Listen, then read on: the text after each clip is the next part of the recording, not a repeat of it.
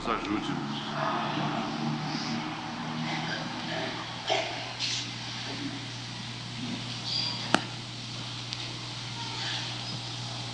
Quando um dos cônjuges, o casal, né, um dos cônjuges, marido ou mulher, peca contra o outro,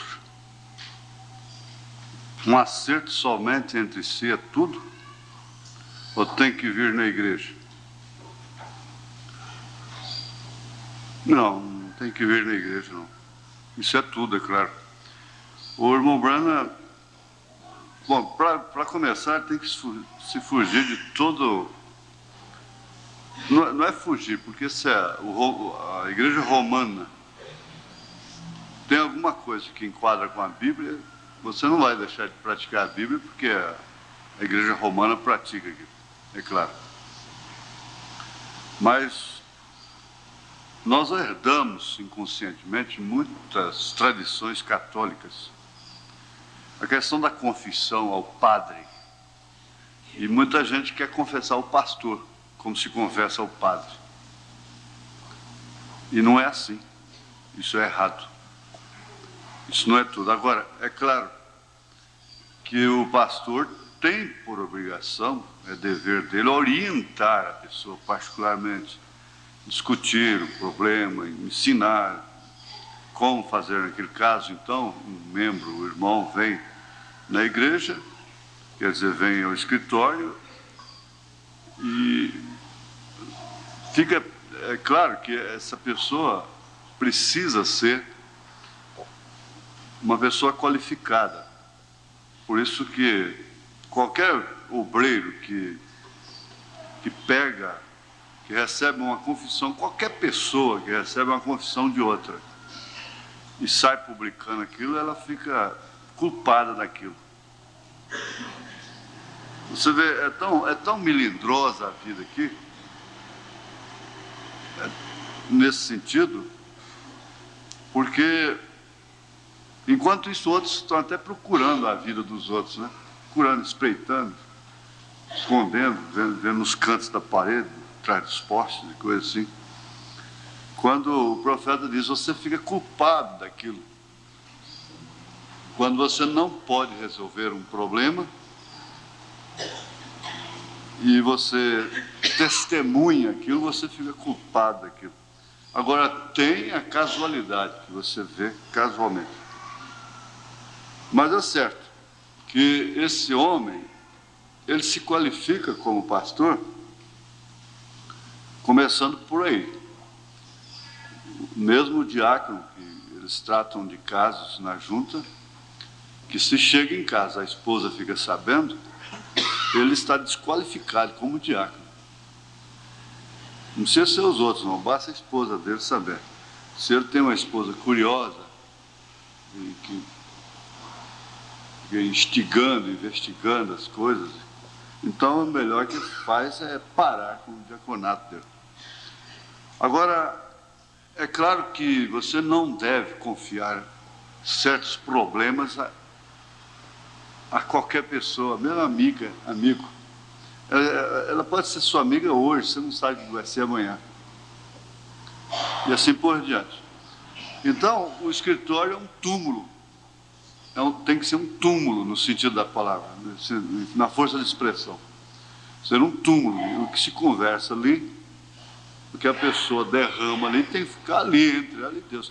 Até crime, uma vez um padre entrou aí, numa certa dificuldade com a justiça, porque eles queriam forçar o padre a entregar a confissão de um bandido, um criminoso, uma coisa assim. Eu não lembro mais os detalhes.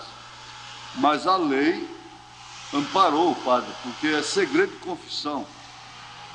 Então ele não pode, ele não tem obrigação de receber a confissão aqui, até mesmo de um crime, e depois entregar aquela pessoa. Ele pode aconselhar. Ele pode dizer assim, olha, filho, é melhor você procurar a justiça, procura um advogado, se apresenta, se entrega. Isso vai ser muito melhor para você. Aí está certo, ele orienta de uma maneira correta. Então é o caso do pastor. E então um irmão, uma irmã, não quer precipitar as coisas.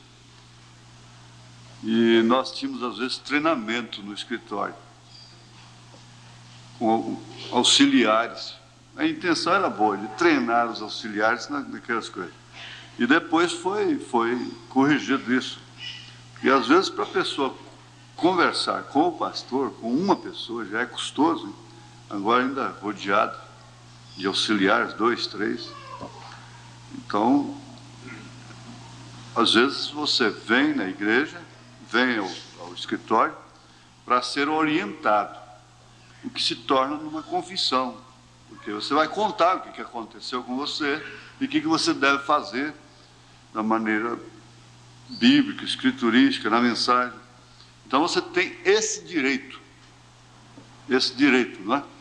Mas até mesmo depois, se o casal quer vir, é espontâneo também.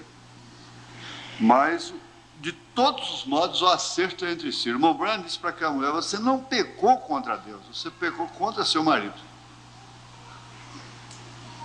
Você deve falar com ele. E então, está certo. Quando um peca contra o outro, o acerto é entre si. Se conseguem contornar a questão entre si, está tudo bem, é uma vitória. E vocês, então, se ajoelham, põem aquilo debaixo do sangue, renovam os seus votos, e ele nunca cometeu aquilo, ela nunca cometeu aquilo, diz o irmão Branham. Ele nunca cometeu aquilo. Você não pode ficar depois lançando em rosto uma coisa que você põe debaixo do sangue de Jesus Cristo. Aí você pisa no sangue. Você fica enquadrado em Hebreus 10, Hebreus 6. Aí. Se você ora com a pessoa, com um irmão, com uma irmã, te ofendeu, qualquer coisa, ou a quem você ofendeu, e aquilo é posto debaixo do sangue, então não se toca naquilo mais nunca. Mais nunca. Aquilo nunca existiu. O irmão Branham disse que aqui na memória se lembra, porque esse é humano. Aqui. Mas diante de Deus ela foi justificada, porque aqui ela pode ser perdoada. E diante de Deus ela é justificada. E justificada quer dizer como se nunca tivesse acontecido aquilo. Então é muito boa a pergunta, é muito oportuna. Muito embora a gente está, de vez em quando, estudando isso, não é? Agora, quando o caso te leva a afastar da comunhão, nós temos, então, um sistema que não é legalista, que não é liberalista. Eu creio que é um sistema justo, correto, que satisfaz a consciência da pessoa. Nós temos aí no dia da ceia uma oportunidade para aqueles que vão retornar à comunhão. Então, quando a pessoa está aqui na frente, ela está dizendo: eu pequei, eu errei, eu fiz qualquer coisa, mas já acertei, já venci. Então, ela não tem que ser envergonhada aqui na frente do povo, e aquela coisa toda. E nós oramos, a igreja ora, lembrando daquilo que o irmão Branham disse: se Deus tirar a mão de misericórdia de mim, eu entro por um caminho muito pior. De forma que essa oportunidade aqui, ela não pode ser também restrita somente ao dia da ceia. Porque uma pessoa pode ter um vexame de vir aqui na frente tratando de sua reconciliação e não sabe se Deus vai recolhê-la antes da ceia, e ela quer ter uma boa consciência de ter vindo diante da igreja e receber uma oração. Isso quer dizer, não pode ficar somente, muito embora Deus vai julgá-la pelo propósito que ela tinha no coração. Ele está esperando a próxima ceia, mas se ela às vezes recebe um sinal de Deus que ela vai partir e quer, quem pode julgar, não? Isso tem que deixar essa observação, não é? Agora, esse sistema aqui é estabelecido para todos, porque na medida que nós medimos os outros, nós seremos medidos. Se nós envergonhamos as pessoas, descaramos as pessoas de público, então nós também devemos ser envergonhados. O diácono, o pastor, e qualquer irmão, qualquer irmã. Porque hoje você envergonha uma pessoa, desmascara ela, passa uma vergonha pública nela. Amanhã, quase certo que é você que está enfrentando aquilo. Isso no mundo todo isso acontece. E você vê hoje, às vezes, pastores mesmo, com aquela exigência, aquela crueldade com colegas, e amanhã eles estão aí precisando de misericórdia mais do que eles. Então, ao longo do tempo, dos anos, a gente vai vendo esses quadros, assistindo isso assim, frequentemente, de período em período, periodicamente, isso está acontecendo. Agora, pode ser feito só casamento no religioso? Não, aí não dá. Aí não é. Aliás, o irmão Branham, ele só fazia o casamento com a pessoa mostrando a ordem do juiz, que a ordem do juiz é a certidão de casamento na lei, não é para nós aqui. Então o juiz autorizava, quando se trata de casamento civil religioso, que nós não fazemos mais aqui, então vem a ordem do juiz para você casar, aquele casal, não é? Está certo. Mas nós não temos esse sistema aqui mais. Você se casa primeiro no cartório, e no dia do casamento traz a certidão de casamento, ela é posta aqui na frente. Nós vamos ficar de pé, vamos ler a Bíblia.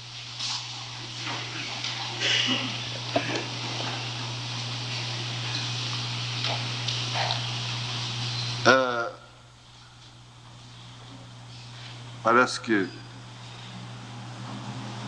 está mais relacionada a leitura com o que nós já comentamos, porque não sei se vamos ter enquadrar isso aqui nessa recapitulação que nós vamos fazer como escola, né?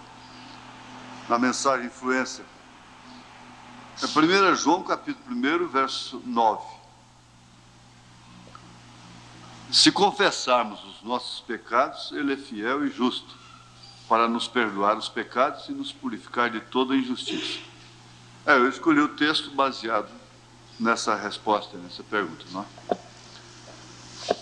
Deus amado, nós te pedimos com humildade nos nossos corações que o Senhor tenha mais misericórdia de nós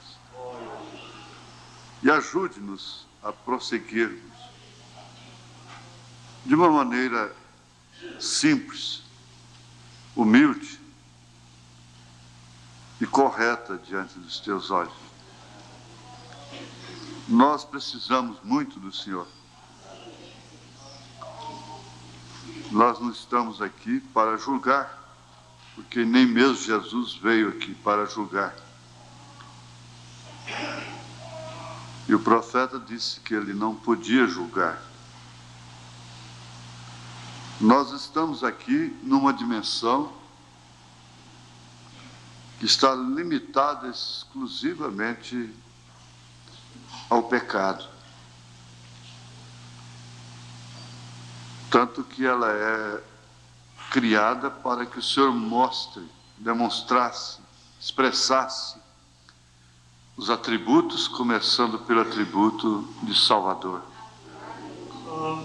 Nós te suplicamos, o Senhor nos ajudar que nunca abandonemos a fé. Porque enquanto não abandonarmos a fé, há esperança para nós. Em nome de Jesus Cristo. Amém. Assentai-vos. Pois bem, então, está bem esse termo aí, se confessarmos os nossos pecados, devemos saber a quem nós devemos confissão, não é? Na mensagem influência, que é, sem dúvida alguma, uma escola de crianças, mas nós somos crianças, né? Eu quero lembrar um pouquinho, eu já estou com um termo já viciando lá, muito embora, Deus, ele, né?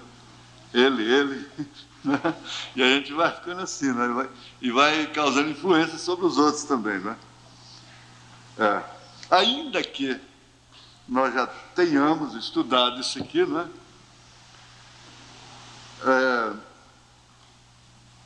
Cantar dá coragem.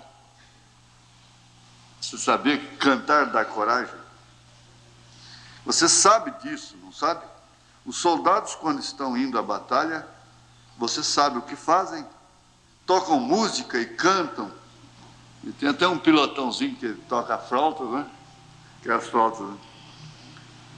Tocam música e cantam e coisas assim para dar-lhes coragem. E quando estamos indo à batalha, nós cantamos. Isso nos dá coragem para continuarmos.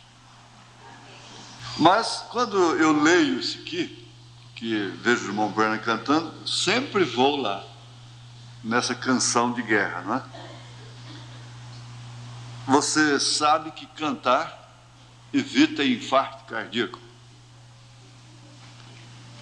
É interessante. Ele alivia o coração, tira peso do coração, cantar. Tira peso do coração. A mamãe cantava, certo, aprendeu errado, eu também não sou de cantar, né? É melhor que a gente entenda cedo, ó, você não é de cantar, você é de fazer isso, é de pregar, é de fazer outra coisa, mas de cantar você não é, solar não, cantar na igreja, assim, com a igreja, em casa, no banheiro, né?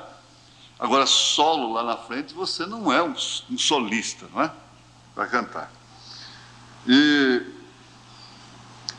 Então a mamãe, quando estava muito triste, ela sofria do coração, né? E lhe dava olheiras, assim, e ela ficava puxando o fôlego com dificuldade, dor no lado esquerdo. E eu me lembro muitas vezes dela chorando, e quem a mamãe chorou mais na vida foi por causa de mim e por causa de minha irmã. Ela orava muito, e eu entendo que ela preocupava mais com minha irmã, assim, em questão de futuro. Por ser mulher, casamento, essa coisa toda, né? E eu entristecia qualquer coisa. Se falavam de mim, qualquer coisa, então minha mãe chorava. E ela cantava: quando te sentes triste, doendo o coração, olhe com fé para cima, Deus dá consolação. Eu sei que está errado, a música parece que é outra, não sei. Mas o certo é que logo ela estava aliviada. Ela estava aliviada. E você canta outros hinos, como esse hino de Lutero, deveria ser cantado de cor, né, por todos nós. Infelizmente eu não sei. Em determinadas horas a igreja tem que cantar isso em coro, como uma resistência mesmo àqueles espíritos que esse hino resistiu. Castelo forte é o nosso Deus. E às vezes você canta isso em culto doméstico, se põe de pé, a família está passando por uma crise muito difícil, se põe de pé e canta de mãos dadas, e a igreja se põe de pé e canta de mãos dadas, ou de mãos levantadas, ou com a Bíblia na mão, e canta esse hino, e passa por aquilo, cantando, cantando. Não aquele cântico também que é um tipo de um cântico que faz provocar a pessoa. Tem um tipo de cântico que quando você está errado, e numa, pirraçando a mãe, o pai, a irmã, o irmão dentro de casa, e que o outro fala, você começa a cantar. Eu amo, quer dizer, né? Aí então você sabe o que vai acontecer. Mas o irmão Branham, com a pequena mulher do presunto, disse que ela catou tudo, humildemente, e começou a cantar lá na cozinha, não de pirraça, né? Aquela vozinha meiga, suave. Carregaria Jesus sua cruz sozinho? Porventura não carregaria eu também a mim? Aquilo foi suficiente para ganhar não só o marido, mas o marido das outras também, né? Salvou as almas delas. De forma que esse é uma boa coisa. Aí nós vamos começar com outra liçãozinha, diversificando o assunto. Aqui no parágrafo 8 ele comenta sobre o dízimo. Mas me lembro de uma pequena história que eu quero que vocês saibam. Um dia havia uma mulher viúva, ela tinha um bando de crianças. Isso é a inferência bíblica, não é? É a inferência profética. Ele era um profeta. O papai daquelas pequenas crianças morreu. E ela só tinha 2 pênis. E ela veio pela rua uma vez e era dinheiro de dízimo. Apenas pênis. Como vocês todos economizaram. E ela o lançou na casa do tesouro de Deus. Jesus estava lá em pé, observando-a. E eu tenho procurado saber o que teria feito se eu estivesse lá em pé. Eu provavelmente teria corrido e dito: não, irmã, não faça isso. Nós não necessitamos desse dinheiro seu. Você precisa dele para seus filhos. Não desprezando, não é? Mas considerando que ela precisava daquele dinheiro. Ela era uma viúva. Está vendo? Agora, eu não a teria deixado fazer isso. O irmão Branham, certa feita, ele quis devolver o dízimo de uma viúva. E Deus falou com ele: não tire a bênção da minha serva. Mas Jesus a deixou fazer isso. Está vendo? Ele deixou que ela fizesse. Por quê? Ele sabe que é mais bem-aventurado dar que receber. Ele sabia o que ele faria por ela. Está vendo? Ele sabia. E ele chegou ao ponto de desafiar. Ele disse: eu duvido, eu desafio qualquer pessoa a entregar os seus dízimos e veja se Deus não a abençoa. Até mesmo independente de sua salvação, não é? Independentemente de sua salvação.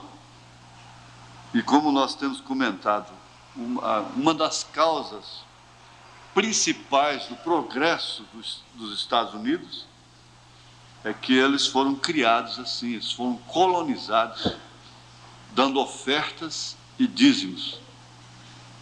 E dizem que Ford, esse da Ford, virou uma multinacional famosa. O velho Ford chegou a dar 100% da sua renda como dízimos. Colgate, esse da Colgate, chegou a dar 90%. Prosperou tanto. E a prosperidade, nesse caso aí, não lhes separaram, né, de Deus, nesse sentido, pelo menos. Porque, conforme nós comentamos, domingo passado, se corre, o bicho pega, se fica, o bicho come. Se não prospera, é preguiçoso, é desordenado, com tal nem deveis comer. Se prospera, separa de Deus. A coisa fica difícil, né? Se ora demais, lê demais, começa a sair com novas doutrinas, com visões e coisas. Se não ora, se não lê, esfria na fé. Então, se corre, o bicho pega, se fica, o bicho come. Essa questão dos dízimos, o dízimo traz prosperidade. E eles blasfemam muito contra os pastores.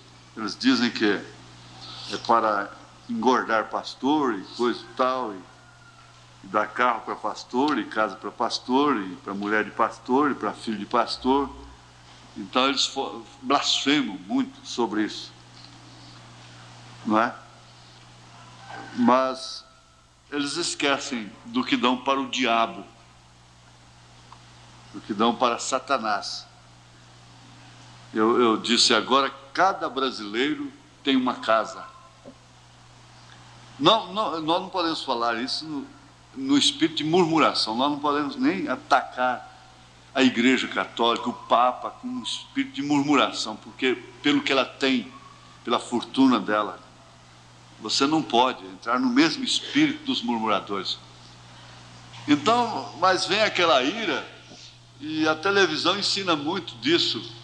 Elas quebram os espelhos, as penteadeiras, os lustres, os vidros de perfumes, pegam, jogam lá e vão na cozinha e vira a panela, o fogão de perna pro ar, esbagaça tudo. Tem espíritos que pegam pais de família, que quebra guarda-roupa, faz um monte lá, depois põe fogo, né? Que ele comprou com tanta dificuldade. Dá um espírito de quebra-quebra, pisa nos óculos, sapateia em cima. Mas é isso aí.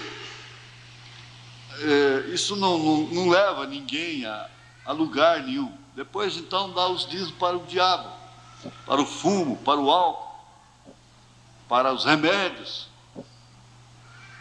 para os espíritos de enfermidades. E eu sei que, na verdade, há muitas, só durante os anos, eu ouço isso. Saudade do tempo que meu marido andava de bicicleta, que nós não tínhamos nada, tínhamos apenas um barraquinho. E ajudou, e lutamos. Depois que ele pegou carro, e telefone e tudo, agora ele já não tem outro, ele tem outras. E foi a prosperidade que fez isso. Agora, ninguém deve ter medo disso. Você economiza o que puder, trabalhe dentro dos limites normais, não vai virar japonês também não. Porque o japonês está como se saber parar de trabalhar, não é? E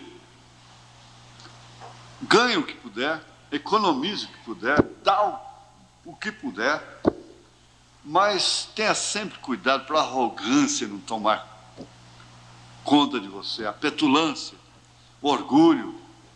O pecado é aquilo que te afasta da fé dos apóstolos e dos profetas. E não se considere grande porque você pode lavar os pés de uma irmãzinha humilde, pobrezinha, banguelinha, e você acha aquilo que é um ato de humildade. Eu sempre digo, olha, Deus tem meninas, e essas meninas são essas pessoas simples, humildes, pobres, iletradas, e até meio bobas, meio dementes. Essas pessoas que sustentam a fé de Jesus Cristo, tendo essas circunstâncias, elas são as meninas dos olhos de Deus. Eu considero assim.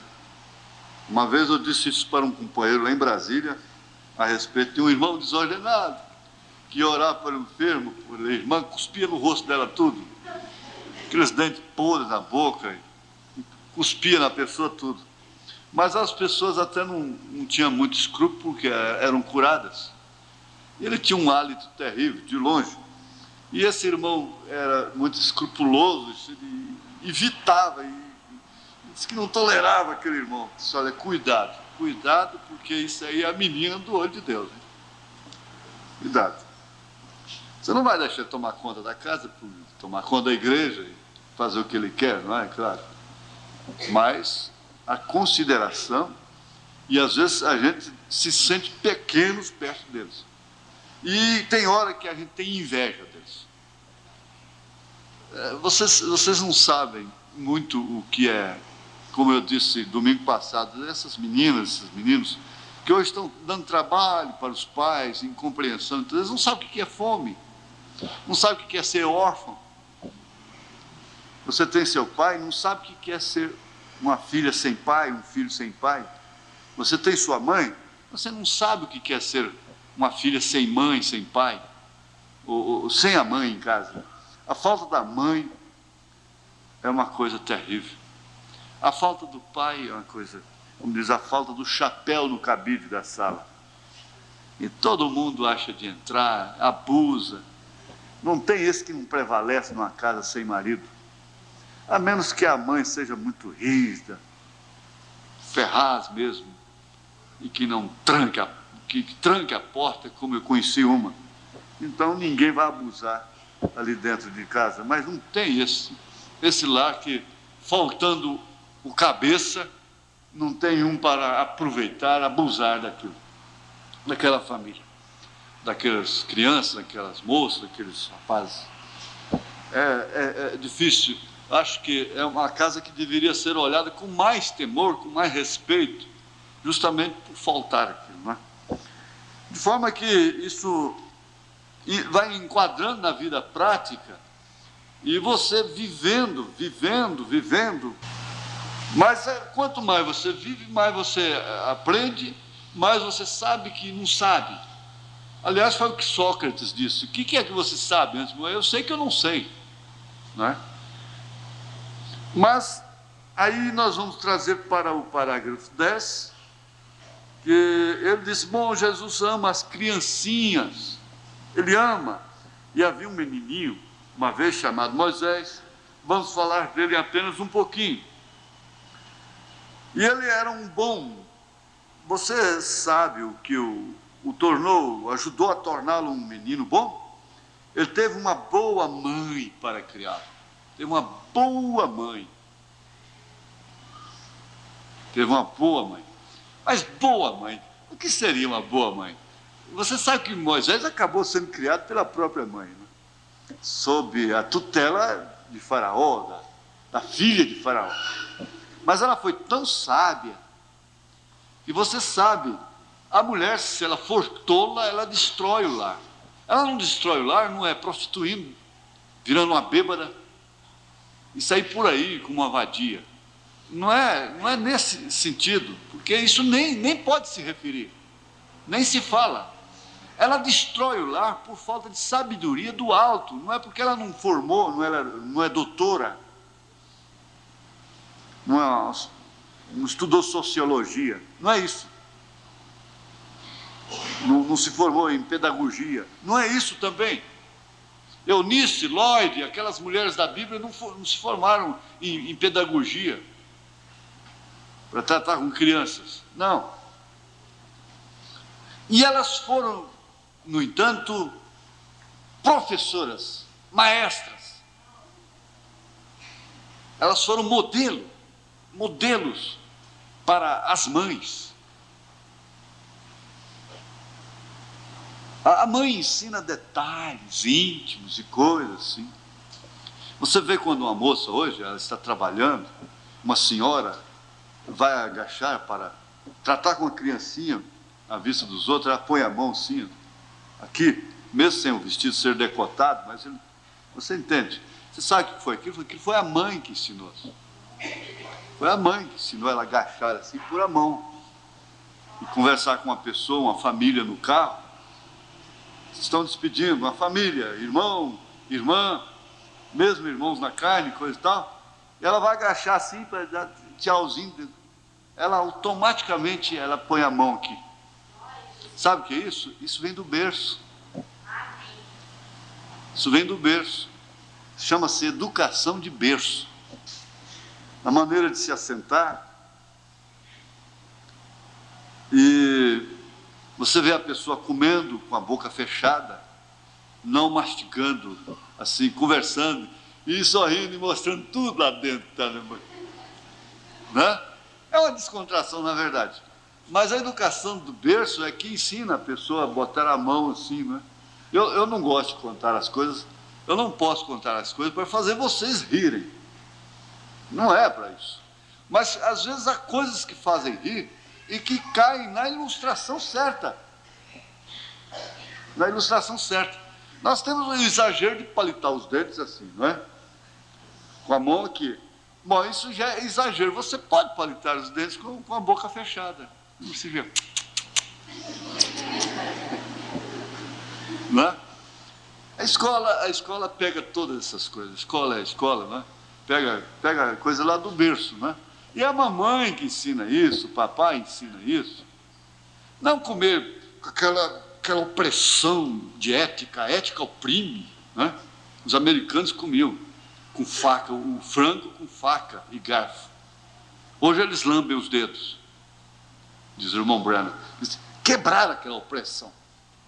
Porque a ética social é uma opressão maligna, até nas vestes. É uma opressão maligna. Ela oprime as pessoas. Mas tudo tem um centro, né?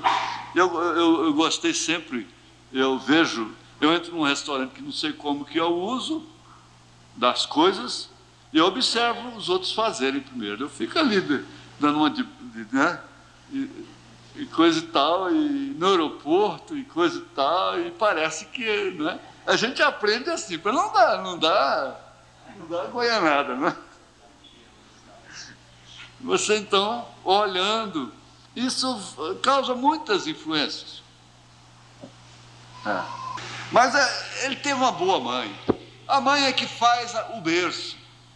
Tem aquele pensamento, escutai, esse pensamento profundo. As mãos que embalam o berço são as mãos que regem o mundo, que dirigem o mundo. E quando você conversa e vê o tratamento que as pessoas dedicam às outras, o comportamento social da pessoa nas horas difíceis, você vai ver logo, essa menina teve uma educação. A mãe dela deu uma boa educação para ela. Então aquele desafio, sua mãe não te deu educação, não? Por que não fala seu pai, né? Escuta, imbecil, sua mãe não te deu educação, não? Mas a mãe, sem dúvida, se a mulher contentasse com sua posição, com o seu lugar, e aperfeiçoasse na sua posição, o mundo estaria completamente diferente. Completamente, porque de todas as formas ela está regendo o mundo. É a mulher que rege. Salomão não disse a mulher, o homem sábio edifica a casa. Quem edifica a casa é a mulher sábia. E como já disse, a mulher que tem sabedoria do alto, buscada aqui nesse conselho de Tiago, capítulo 1. Meus irmãos, tende grande gozo quando cairdes em várias tentações, sabendo que a prova da vossa fé obra a paciência.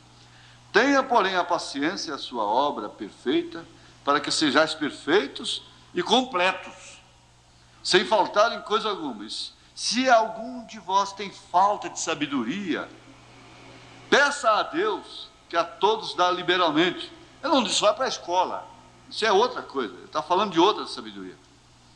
Peça a Deus, que a todos dá liberalmente, e o não lança em rosto, e ser-lhe a dada. Peça, porém, com fé, não duvidando, porque o que duvida é semelhante à onda do mar, que é levada pelo vento e lançada de uma para outra parte.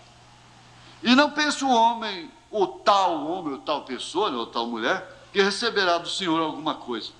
É pela sabedoria do alto. Senhor, me dá, Salomão pediu sabedoria. Me dá sabedoria para entrar e sair, para me sair dessa situação.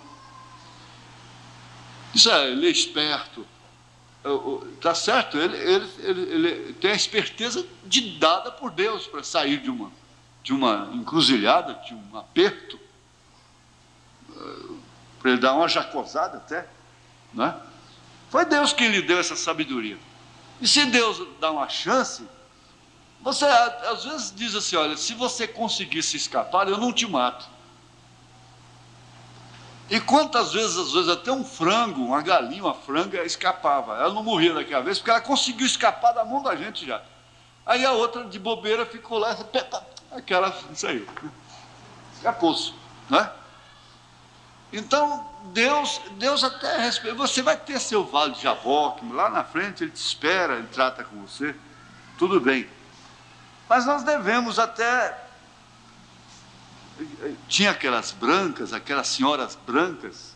É claro, senhoras naquele tempo só eram brancas, né? E aqueles senhores, e filhos de senhores, filhos que não eram a favor da escravidão.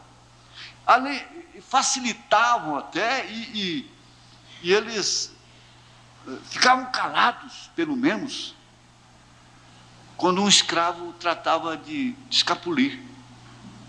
Se eles não podiam ajudar, pelo menos eles ficavam caladinhos.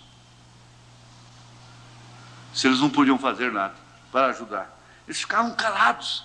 E aquilo, diante de Deus, soava como uma sabedoria do alto. Essa sabedoria, eu tenho visto mães que, por falta de sabedoria, destruíram seus lares. Na hora que houve aquele choque, a mulher, por falta de sabedoria, acabou de empurrar o marido. Quebrou, não tem mais ambiente para ele dentro de casa. Acabou de empurrá-lo para fora. Ela acaba de empurrar. E ele vira aquele nenenzão. Aquele nenenzão emburrado, bruto. Quando ele está precisando é de porrete, não é? Ele está precisando é de um câncer para tratar dele na cama. Ele está precisando é de quê? Como aquele cavalo, né, que não quis o jóquei manso, então botou um jóquei matador em cima dele, aí depois, com o tempo, ele ficou mansinho, né? Porque era espora e porrete. Então, o homem, quando ele está errado, ele fica violento, bravo, ignorante, e não aceita nada. Mas a sabedoria contorna as coisas, deixa o tempo passar. Eu sempre tenho que lembrar de minha avó. Às vezes eu encontro pessoas que eu digo, você parece com minha avó. Eu tenho encontrado pessoas que eu tenho dito, mas parece com minha avó. Até não entender certas coisas que a gente fala, e eu pareço com meu avô, que eu fico nervoso quando eu tenho que falar de uma coisa 2 vezes. Não é? E então ela teve tanta sabedoria, como já vos contei, que no fim de tudo, tratando de 8 filhos, com água, sal e farinha, às vezes o homem jogando, e com outras mulheres, filho de outra na cidade pequenininha, aquela coisa toda. E, por fim, um dia eu vi aquele velho assentado comigo na cama, já salvo, e lágrimas corriam pelas suas barbas brancas. Lágrimas copiosas. Ele não soluçava, aquele choro que a pessoa não grita, não soluça, que conversa calmamente com as lágrimas não pingando, correndo. Porque tem umas que pingam e outras correm. Aquilo pingava assim. E trêmulo, ficamos sem sua avó. Mas o que aconteceu é que a avó ainda levantou e sepultou o velho, o marido. E dentro de seu bom espírito que é, porque a pessoa tem um bom espírito. A pessoa, o cristão, tem um bom espírito. E aquele bom espírito criava uma atmosfera tão grande de segurança para a filha que era viúva, as filhas que eram viúvas, que a irmã da irmã Anita também foi viúva, uma viúva corajosa, trabalhadeira, não é? E aquela atmosfera de segurança, de apoio moral que a mãe dá para a filha. Apoio, exemplo, modelo, aguentando aquilo, suportando aquilo. E a filha chega, às vezes hoje a filha moderna, e chega e diz, mãe, a senhora não tem que suportar isso, meu pai. Filha, você não sabe o que você está falando. Amanhã você vai ter sua casa, seu lar, seus filhos, e você vai entender. Por outro lado, você sabe, Deus jogou isso sobre ela. É a maior missão que existe na terra, é ser mãe. É a mais importante que existe. E o profeta disse, ele teve uma boa mãe para criar. Isso enche o coração. Isso enche a alma, enche o espírito, porque sua mãe está sempre com você. Ela morre, vai embora, e você está sempre vendo o dedinho dela. Meu filho, minha filha, eu não te falei, eu não te ensinei. Não é assim.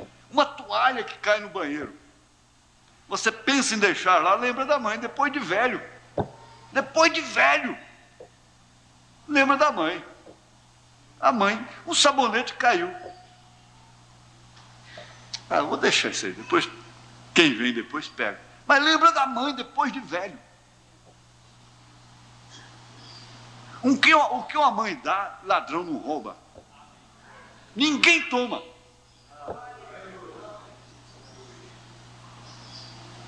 De forma que o princípio de uma família parte é da matriz, não tem jeito. Ela é matriz. Ela é matriz. Se a matriz é redonda, a matriz é a forma. Se a forma é redonda, o bolo é redondo. Se a forma é quadrada, o bolo é quadrado. Se a forma é em forma de uma estrela, o bolo vai sair em forma de uma estrela. Se é octogonal, quase destruncou tudo. Então o bolo sai de acordo com aquilo.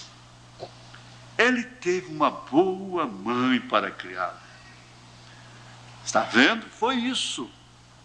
Ela o ensinou a respeito do Senhor. Ela passou os princípios do seu povo para ele. E vocês, pequenos meninos e meninas, têm o mesmo tipo de mãe para criá-los, ensiná-los a respeito do Senhor. É aquele exemplo de sabedoria. Ninguém resolve nada com mau temperamento, com estupidez, com agressão. Qual delas tem conseguido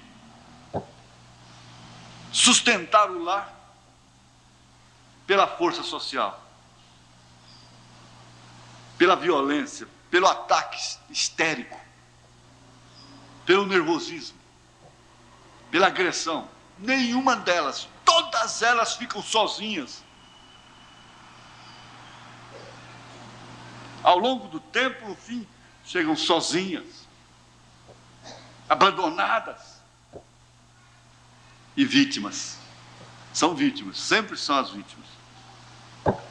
Pois é, esse tipo de mãe vocês têm, porque elas têm sido ensinadas e por isso sabem ensinar. Você vê a diferença. E é um tipo de vida padrão. Padronizando, a televisão está padronizando os níveis.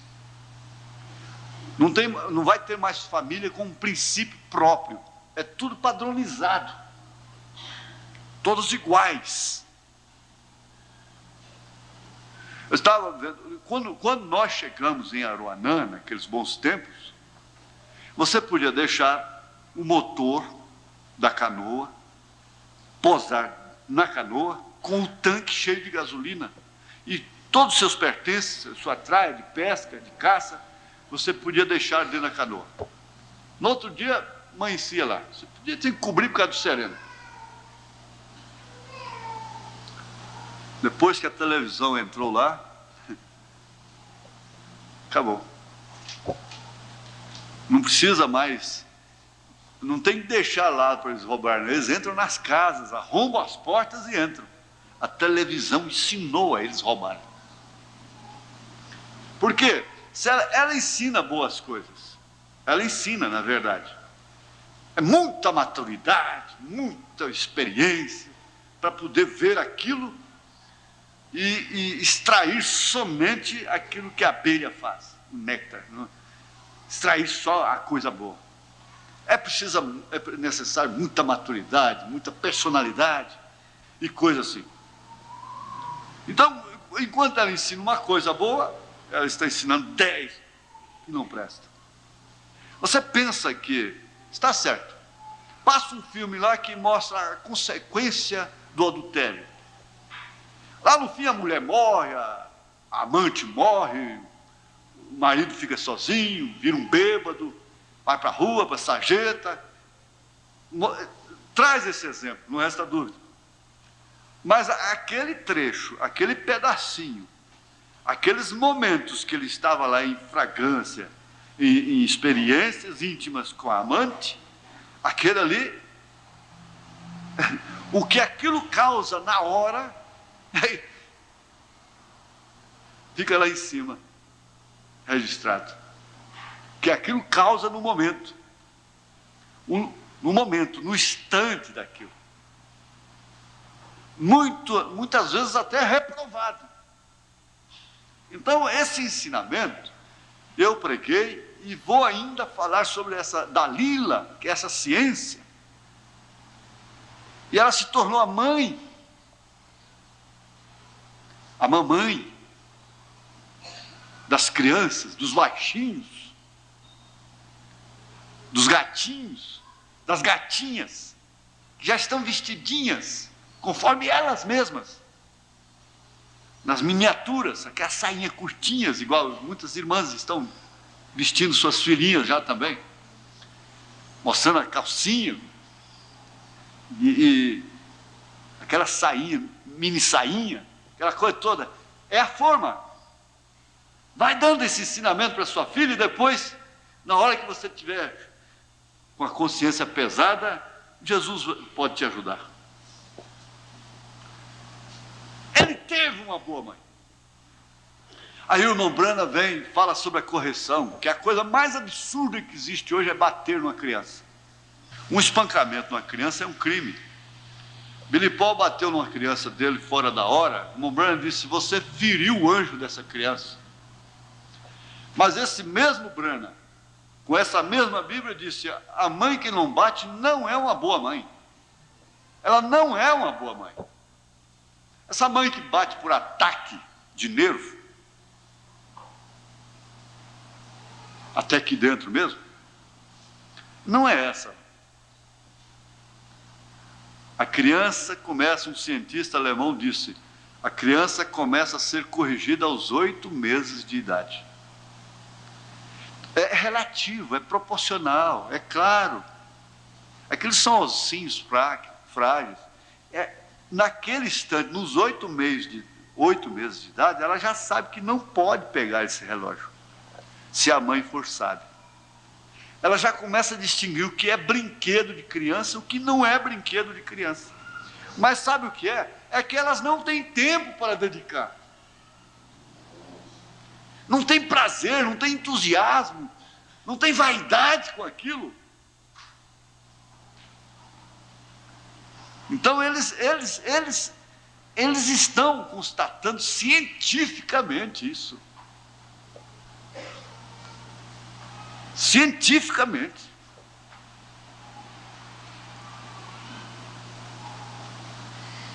Porque tudo que a mãe, a maneira que a mãe comporta na hora da injustiça que ela está sofrendo, ela está transmitindo aquilo para suas filhas, para os seus filhos. E normalmente eles ficam mais agarrados às mães. Normalmente eles ficam mais afetuosos com as mães, mais amorosos, ficam ao lado delas. Quando eles crescem, ficam adultos que podem entender as coisas, porque desde criança já distingue. O subconsciente de uma criança é tão lúcido quanto a de uma pessoa adulta. Pelo contrário, ele é mais aguçado.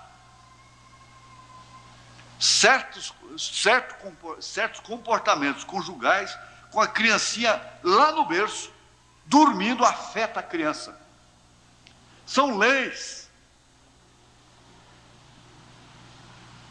A discussão perante uma criança que nasceu ontem afeta o seu sistema psíquico. Os atritos, a falta de educação, a agressão. Por que uma mulher se sente no direito de agredir um homem com palavras? Por que que um homem se sente no direito de agredir uma mulher com palavras descaridosas? Um filho agredir uma mãe com palavras descaridosas? Uma filha trata a mãe como se ela que fosse a mãe. Uma mãe autoritária. Mãe, isso, mãe, cala, mãe faz, mãe traz. Se ela vai aprender inglês, tudo é please, please, please, please, por favor, por favor, por favor. Mas português não tem nada de please.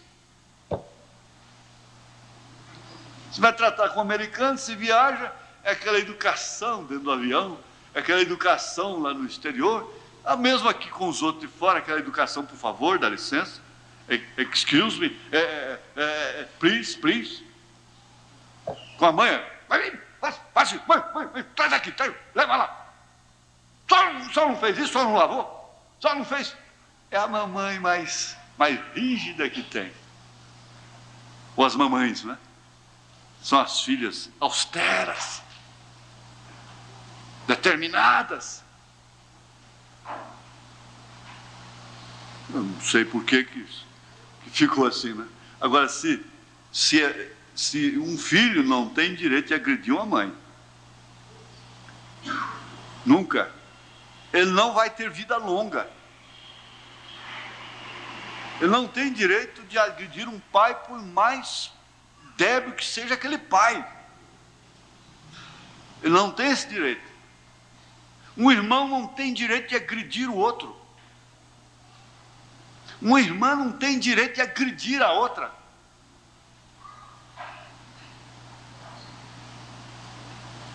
E se pelo menos, como diz o irmão Branham, nós somos, parece que 8? Eram 8? 8 ou 6? Não sei. 8 Branhams. E nós rolamos no chão, e quando nós levantamos, somos os mesmos Branhams. Eu já contei isso aqui, eu tenho 2 irmãos da Anitta, onde tem muita gente, muitos irmãos, acontece de um ficar de mal com o outro muito tempo. E eles ficavam de mal 2 anos. E não comia na mesa junto, e nada. Um dia eu lembro disso como se fosse hoje. Sei até o nome da pessoa. Pegou um na esquina lá, o outro que era de mal. O cara, o estranho que pegou era bem mais forte, né? Ia bater. Aí esse primo meu, que era de mal com seu irmão, que ia apanhar do outro, entrou e os dois deram um couro no camarada. Entrou e brigou por ele e mostrou que era irmão dele. Depois xingou um ou outro, virou as costas, um saiu para o lado, outro para o outro.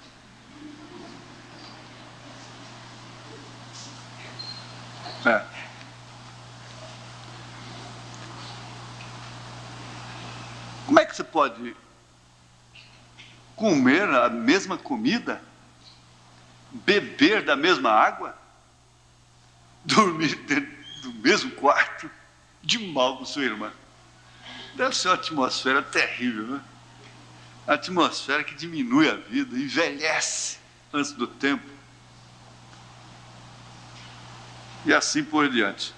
Mas a mãe, a grande mãe, a mamãe, e é o que você está sendo hoje, né? A mamãe, você está com essa chance na era mais custosa que existe, que precisa mais de sabedoria do alto. É a era mais custosa para a mãe.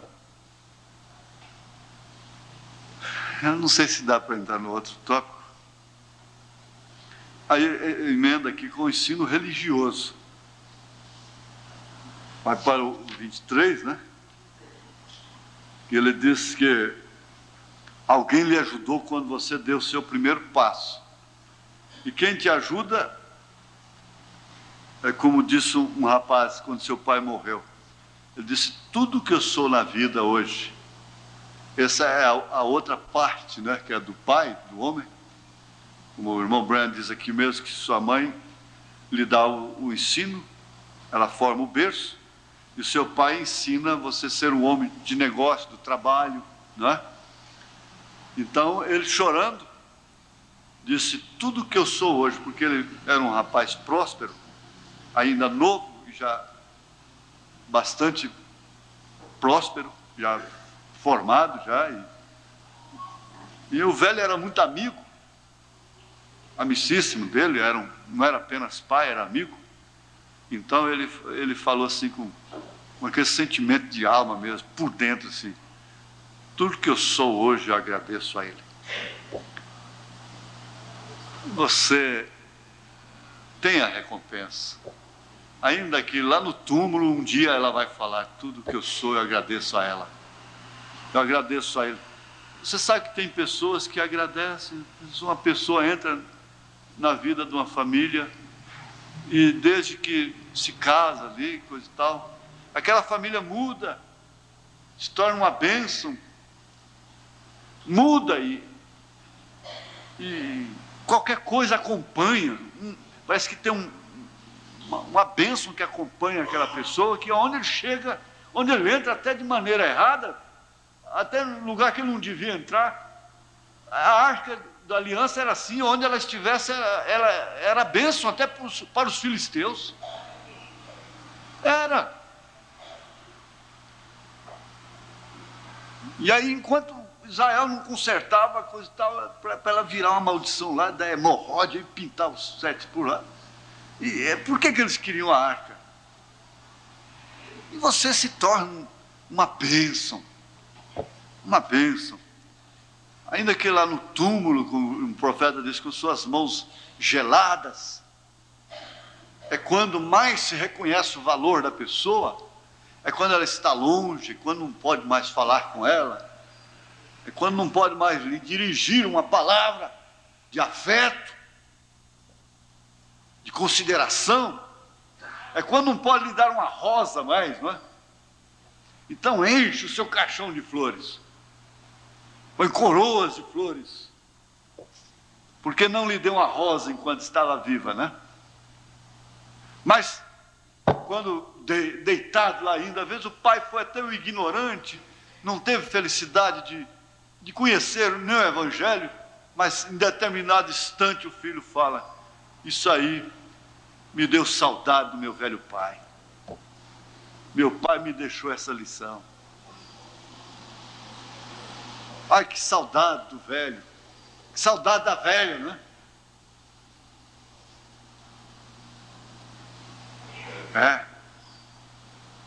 Ele ajudou você a dar o seu primeiro passo. Alguém sempre te ajuda a dar o seu primeiro passo. E você terá que ser ajudado também no seu último passo. Eu vi uma coisa escrita que eu achei interessante. Ela é póstuma, né? Quando eu nasci, eu chorei. Enquanto eu chorava, todos riam. Agora, quando eu morri, todos choram e eu sorri. Parece que até é de crente, não é? É um cemitério. Eu vi numa vidraçaria, naturalmente, para levar para o cemitério. Tá? A fotografia dela. Eu achei que tão bonita, achei que interessante. Será que é de um crente que tinha certeza da salvação? Quando eu nasci, só eu chorei, todos sorriam, porque chegou uma criança, claro, todo chegou, né? E as titias, né? A vovó, todo mundo sorriu, né? Foi bem, feliz o parto, nasceu perfeito, tudo bem. Agora que eu estou morto, né? Todos choram e eu sorrio. E eu estou sorrindo.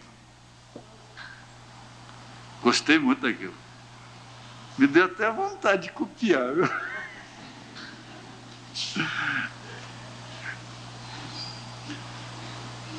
É isso mesmo. Quero que você se lembre disso. O seu primeiro passo é sempre acompanhado por alguém. É sempre acompanhado.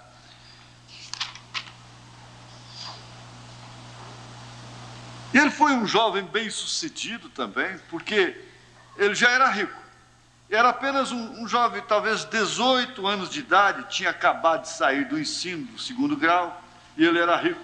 Agora você está vendo, ele teve o tipo certo de professor para ensiná-lo a andar certo. Ele teve o tipo certo de professor.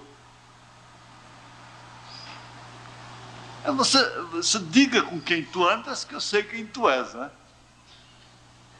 Porque está certo que você não tem que matar as pessoas, não é? Mas há pessoas com as quais você não pode andar. Você não pode ter relacionamento pessoal, particular, íntimo, assim, conviver com elas, né? Tem, mas você não tem que ser propriamente inimigas delas. E elas também não têm que ser suas professoras. Vira e mexe, quem é a professora do mundo hoje? É a ciência. Do bem e do mal.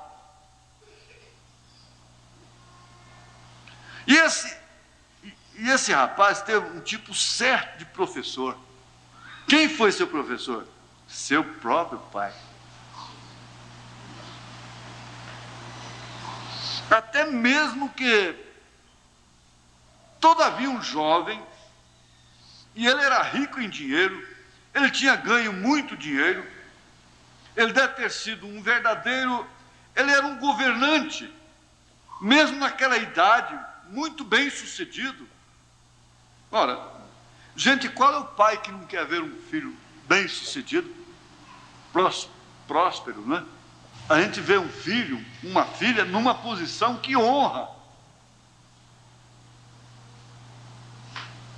você. Honrando os pais, que é o primeiro mandamento com promessa. Você alonga a sua vida. Da longevidade, quer dizer, vida longa. Vive-se muitos anos quem honra o pai e a mãe. E ele, seu próprio pai, ora, se algum dia o seu filho ou sua filha se transtornar e endereçar por um caminho errado, você terá uma consciência boa. Pedro fala da consciência boa, e de fato não existe um tribunal aqui na terra maior do que a consciência, dentro dos nossos sentidos, da forma natural falando. Não existe. Porque a consciência te mostra, te leva lá atrás. E você vem vindo com aquela criança, nos seus cultos domésticos. Você sabe o amor que você teve por aquela criança. O desejo que você teve dele ser um homem, dela ser uma dama. E tudo que você fez, você foi até exagerado no cuidado. Foi extremamente zelosa. E você sonhava de um dia vê-lo, assim, próspero em algum sentido. Quem sabe, muitos pensam ser um médico, ser um advogado. Outros sonham, meu filho será um pastor. Ninguém pode fazer filho pastor, ninguém pode fazer filho pela oração ser um pastor. Um pastor nasce pastor.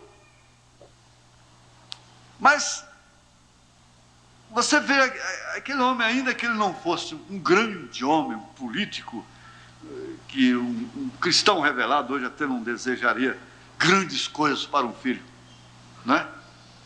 Mas se aquele homem idôneo, que tivesse a sua infância normal, suas falhas e tudo, mas que no fim você pudesse vê-lo também arcando com as suas responsabilidades. Ora, lá no Oriente, existe o sistema da adoção. Hoje, nós entendemos que a adoção é assim, você criar um filho que não é seu, mas não é assim propriamente. No termo bíblico, não. O próprio Senhor Jesus Cristo recebeu a adoção do Pai, lá no Monte da Transfiguração. Isso porque ele cuidou dos negócios do Pai. Quando os seus pais terrenos, José e Maria, mandaram um recado para ele lá no templo, ele disse, olha, me importa tratar dos negócios de meu pai. Aos 12 anos de idade, ele estava preocupado com os negócios do seu pai. E por isso ele recebeu a adoção. E o irmão Branham mostra que escolhia-se o tutor, o mestre, para aquele menino. Então ele vinha e dizia, olha, ele interessa pelos seus negócios. Ele é responsável. Ele é, de fato, uma pessoa jovem, não é? Mas, desde então, o pai o vestia de branco e fazia uma adoção pública. E aí, então, aquele filho podia assinar pelo pai, daquela hora em diante, daquele momento em diante. Que ele mostrava interesse. Mas os pais são advertidos nesse sentido, que eles cuidavam. Quem pode escolher a professora de uma criança hoje? Que professora que temos? Quem pode escolher o professor de uma criança hoje? Que professor que nós temos? Então você forma um antídoto.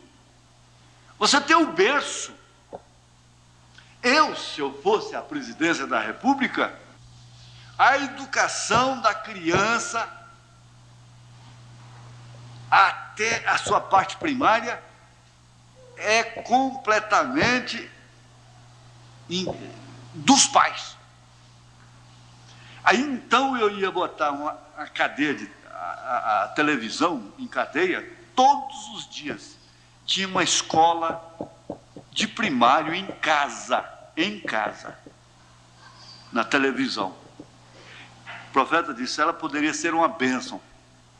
Então ia ter uma escola primária em casa. Primária, em casa.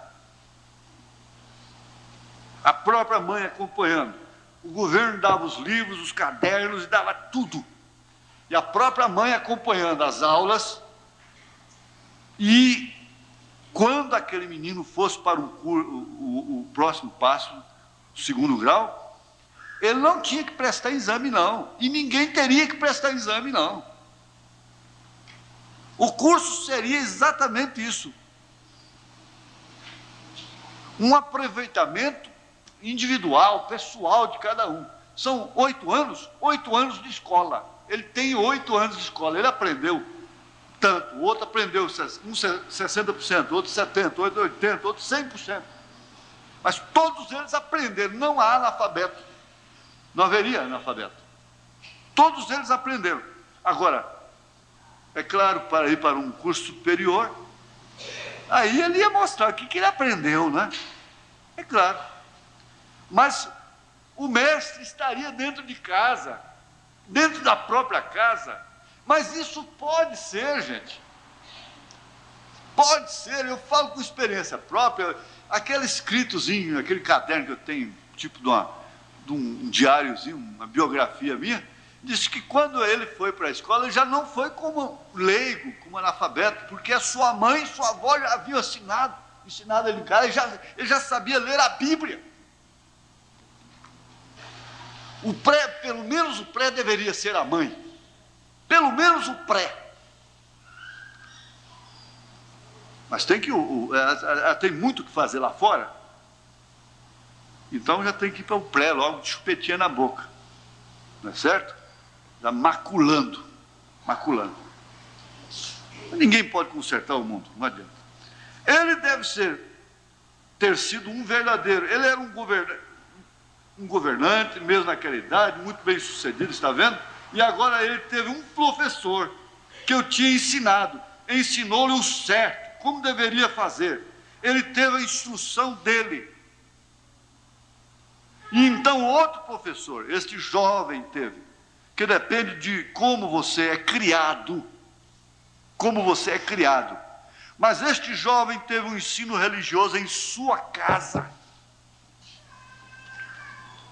Gente, ó, tem muito, olha, tem o 32, 37, 51, 76, 88, 115, tudo sobre esse tema, não vai dar, vamos ficar de pé. Já passei 10 minutos. Senhor Deus, melhor professor do que o profeta não existe. Melhor professor do que o Espírito Santo não existe. Melhor professor do que uma mãe não existe. Melhor professor do que um pai não existe. E assim nós compreendemos que o ensinamento é de grande valor. O ensinamento é comparado com uma chuva, que sem ela haverá fome, morte, seca. O ensinamento é chuva, dá frutos, dá sementes para a próxima safra. E é isso que está acontecendo aqui. É isso que está acontecendo aqui, Senhor. Com essas crianças, com essas mães, com esses pais. Nós te pedimos perdão dos nossos pecados. E agora que esta chuva de ensinamento possa produzir também aquela saúde, aquele descanso, aquela paz no coração, que sem a qual nós vamos morrer antes do tempo. Em nome de Jesus Cristo, acompanha cada um dos teus filhos e dá-nos um resto de dia abençoado, como também o encontro que inicia quarta-feira de manhã, com o culto de abertura à noite. A viagem de cada irmão, nós colocamos diante do Senhor, em nome de Jesus Cristo. O Senhor vos acompanhe. Amém.